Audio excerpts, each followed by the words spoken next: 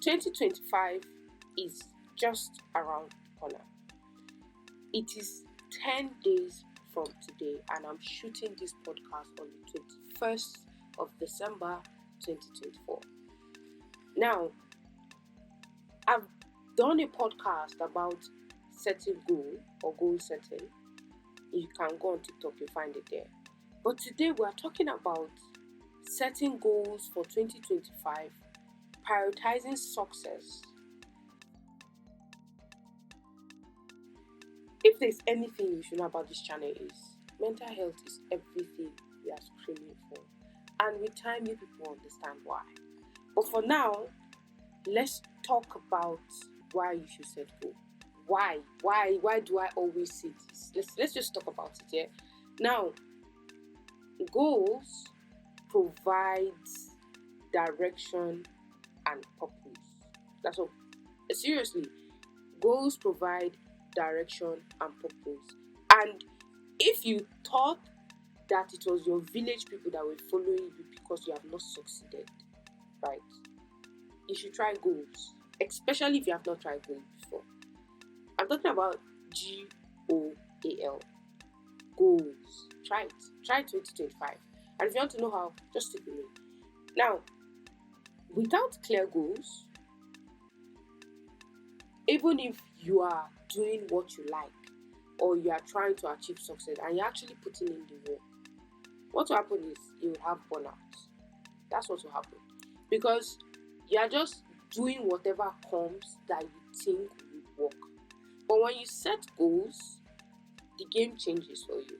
It's like you know what next you want to do and you would plan on how to do it. Do you understand? And you try to make sure that you do it. There's that too. So it just helps you not drift away aimlessly when you're trying to achieve success. Again, so it can not having goals can lead to aimlessly drifting, if you can put it that way, and it can lead to stress and dissatisfaction. Yes, stress and dissatisfaction is what I can say. So here's what I'm saying, goals are not just about productivity. I like giving examples. I started setting goals and doing all these things, like writing them down, actually, not saying I would do them, 4 years ago. And I will tell you this, compared to some years back, I have more productivity efficiency in these 4 years than I've had in several years. Because one way or the other, things just seem to align. It's like when you plan, you are tuning into the right frequency, and the right frequency just comes together.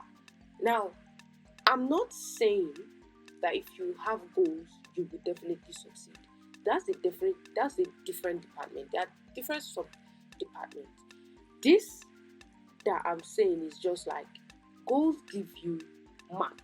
It's like having a map to success. That's what goals are. Map to success. If you now want to take the journey, that's your business. But goals will give you that map. But in 2025, I need us to do it differently. We have been trying this thing over and over again, especially if you're in the situation I'm just talking about. You've probably been stressed, tired, and be like, man, this success thing no dey work. You know they work because you are not prioritizing every part that is supposed to get you to success. Now follow me. Success is not about professionality, what this generation have made it to be. Success is also about taking care of yourself. It's about starting as somebody that is obese and broke and ending as somebody that is ripped and rich. It's something like that. That's why we are laying emphasis on success and self-care, the mental health, to be incorporated in our goal setting for 2025. So let's see how to set goals. If you know what SMART goals are, then you're halfway there. SMART goals, that's SMART. just simply means specific, measurable, achievable, relevant, and time bound. So I'm going to break this down with example. There's no time to start defining stuff. It's not a class. We are rubbing minds together. By the way, just drop me a comment and let me know what you don't understand or what you think I should write about or what you disagree with. I really love to know what you have in your mind. Specific in terms of setting your goals. Now let's say it. Instead of saying I want to exercise in 2025, you can say I want to hit the gym 3 times a week in 2025. Specification: 3 times a week. Measurable: track your process. That's what it is. Just know how far and how near you've come for the past few times or few, I don't know, few days you've been doing this thing. Maybe your weight process or your diet process or just the days you go to gym and how many minutes you spend working out. Just be accountable.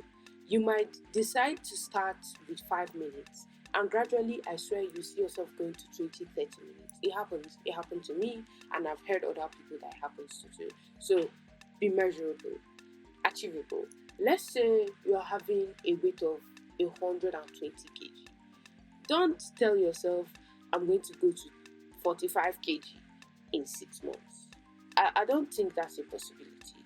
It might be possible, but you'd have to go to the extreme, which is beating the whole point of what we are saying. So let it be achievable. Like, okay, I'll lose 40 pounds in 6 months, or I'll lose 50 pounds in 6 months. I think that's achievable.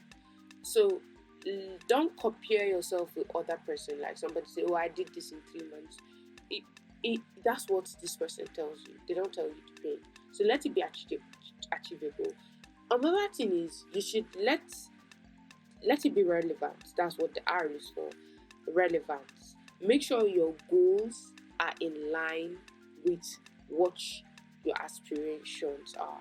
So, for instance, why are you going to the gym? Are you going to the gym because you are going there to look for a husband? Or you are going to the gym because you do not like the way you look, you don't like the way other people talk to you, and you just decide you want to see yourself sexy.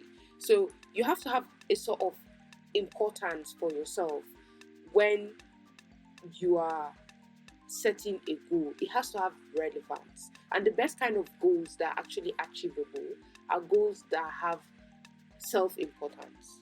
They are mostly achievable because you felt the pain of not doing it, so you want to do it in a certain kind of way. And the last one is time bound. Set a deadline. You can say by June 2025 I want to have 75 kg from 120 kg. You see, that has a time limit of 6 months, and you are saying you achieve something. It could work. Maybe knowing that you don't have time and 6 months might not do what you want to do, might just do what you want to do. But try to do it in a way that is self-care and you do not deteriorate your mental health. Now, using SMART goals can just make your 2025 more ambitious, clear, focused, and attainable. So why don't you try this if it's something that you do not have in your mind again? Now, the third thing I will be talking about is prioritizing self-care. You see, the body is your temple. And this is one of the biggest mistakes that most people do not understand. I've heard a lot of times people say, no matter how much you think you have in your account, when you are sick and when your body can't move, you lose relevance in life. Like, you go to the hospital, you should have friends. My best friend is a nurse, and I have other people that are nurses, and they'll say that they've met people that are willing to give half of their wealth just to have good health. So even though we are all here trying to make money, our health, our self is what gets us money. You would not be Michael Jackson, won't be Michael Jackson if he took care of himself and did the dance the way he was supposed to do it. We wouldn't know him right now if he was probably a drunk somewhere that never exercised or never took a dancing class or never continued like his siblings did. So prioritizing self-care should be a very important goal for you in the year 2025. And for a lot of reasons. If you want more reasons, just go on Google or you ask ChatGPT, why do I need to self-care? And when it gives you a reason you think is the right reason to do, then I think you should do it.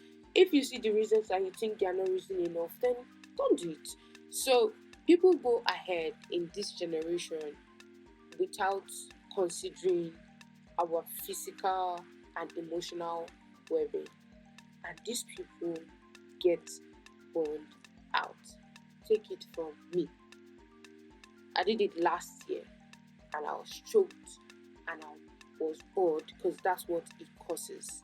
If you do not take care of yourself well enough to know when to stop, or things that are not welcoming enough into your space as a human being and as your energy, you keep going through things over and over again, and those things do not change. That's it. It do not change. You now find yourself in a loop. So, in order not to go through this year, here's my advice. 1. Schedule a me time. You are working. Your car that is working, you take your car, if let's say you're an Uber driver, you take your car to the mechanic to check the brakes and everything. You don't need to go to the doctor. You could check yourself in your own way. How do I feel? Have I felt since I left Lagos to Abuja? How do I feel about my partner bossing me around? Talk to yourself. Know yourself. Get to know your strengths and weakness. And there are other things you can do to grow yourself, like meditation, reading, or just relax.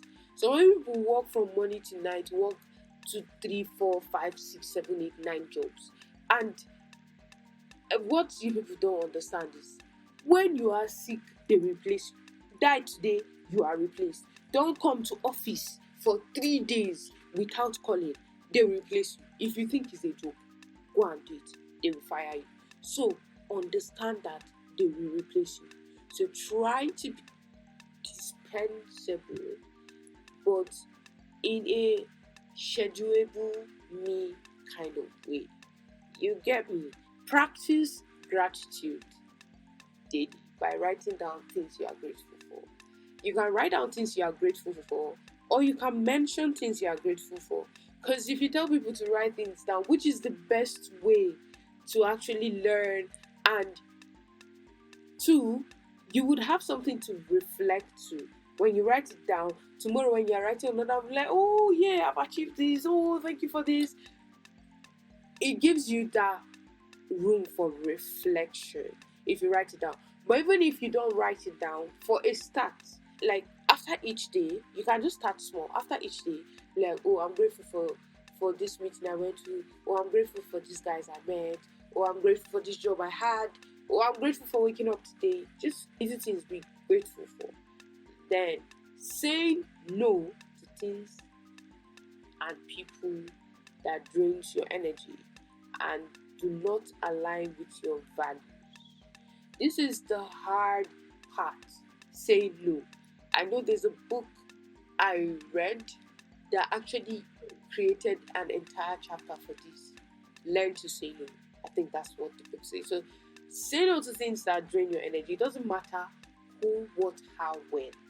You could do it in a way that the person or the teen or it does not know you are doing it.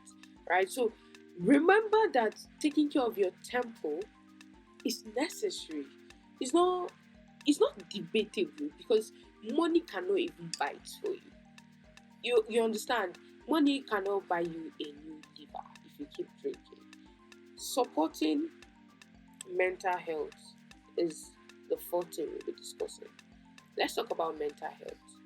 Setting goals can lead to pressure and anxiety, which is true, especially if you now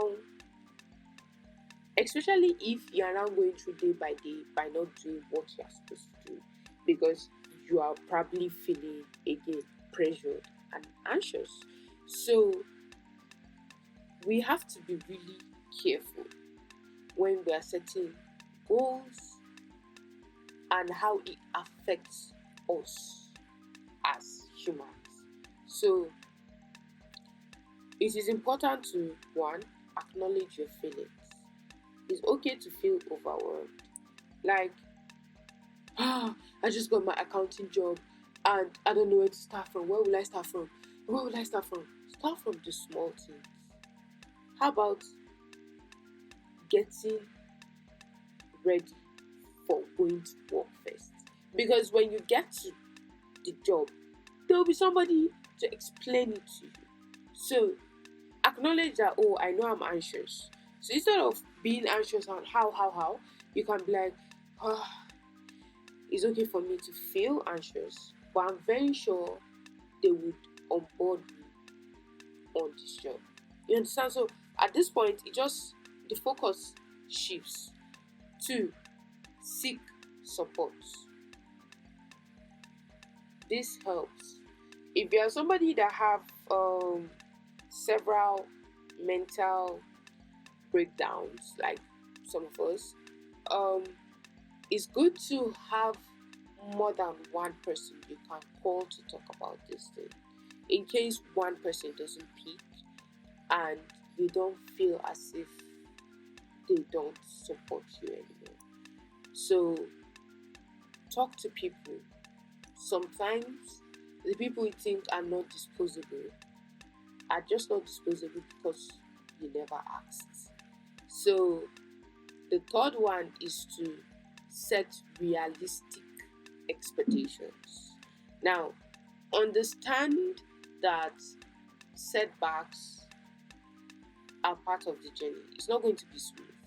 You might have planned to be on this journey for a month and end up in the journey over 8 months. You understand? So setbacks is part of the journey. Give yourself the grace. Nobody got it once. I always used to tell people, electricity that you are seeing today, Andrew Carnegie failed at it 10,000 times, and he even had other scientists working for him. Great mental health goal is to practice mindfulness. So you can sit down with yourself alone in a quiet place for 10 minutes or 5 minutes. Just do it. Sit on the floor and just keep quiet and let it sink. This segment is called creating a vision board. Okay, how do I know what to do? How do I know I'm setting my goal? Here's the fun part here. You don't just create a vision board out of thin air. You have to know, like, okay, goals, this is what I want to achieve. This is what I want you to do while I'm achieving this. It's more like that. So segment 6 is actionable steps for 2025.